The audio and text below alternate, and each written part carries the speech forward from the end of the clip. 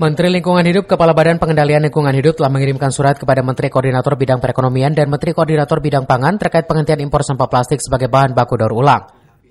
Hal ini ditegaskan oleh Deputi Pengelolaan Limbah Rosa Vivin Ratnawati. Menurut Vivin, langkah ini diambil untuk mengurangi tumpukan sampah plastik di Indonesia yang pada tahun 2023 mencapai 56,1 juta ton, dengan 12% dari jumlah tersebut masih diimpor.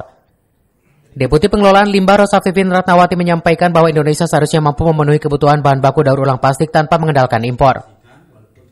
Mulai tahun 2025 tidak akan ada lagi importasi sampah plastik yang merupakan bahan baku daur ulang plastik.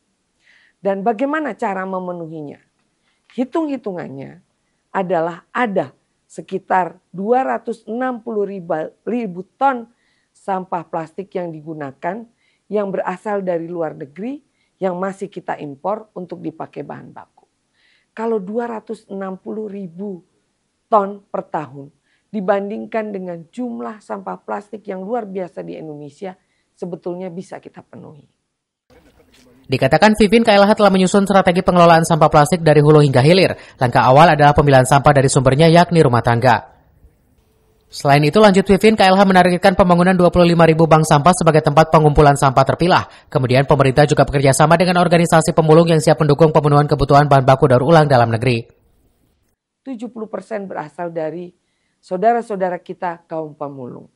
Dan kami sudah berkomunikasi dengan para pemulung, 2 organisasi pemulung besar, itu sudah kami koordinasikan, sudah kami bicarakan, dan mereka sanggup untuk membantu pemenuhan bahan baku plastik dalam negeri yang berasal dari sampah plastik.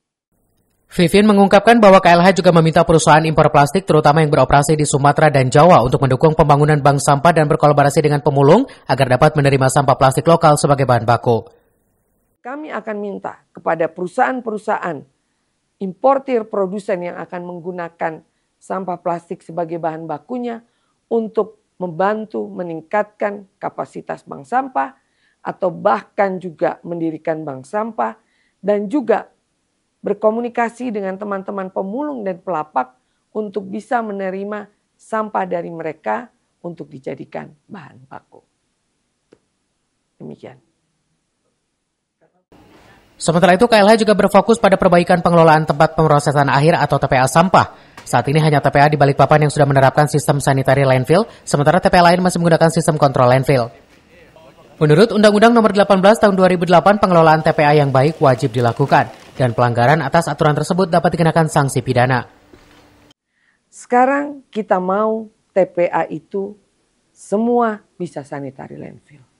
Atau paling tidak TPA itu ditutup dengan kontrol landfill dan kita dorong supaya TPA itu kemudian tidak menjadi tempat menimbun sampah saja.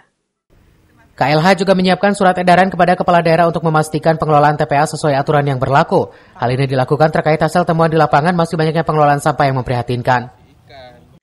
Bapak Menteri Lingkungan Hidup, Bapak Hanif Faisal, telah mengarahkan kepada kami dan juga membuat surat kepada para kepala daerah yang mengelola TPA untuk mengelola TPA-nya dengan baik dan mengikuti peraturan perundang-undangan. Ingat, di dalam Undang-Undang 18 tahun 2008, apabila TPA tidak dikelola dengan baik, maka akan dikenakan pidana bagi pengelolanya. Itu yang harus diingat. Ditambahkannya, TPA harus dapat menghasilkan manfaat ekonomi seperti pemanfaatan gas metana untuk penurunan emisi karbon gas rumah kaca seperti yang saat ini dilakukan di TPA Legok Nangka, Bandung. Tim Liputan melaporkan.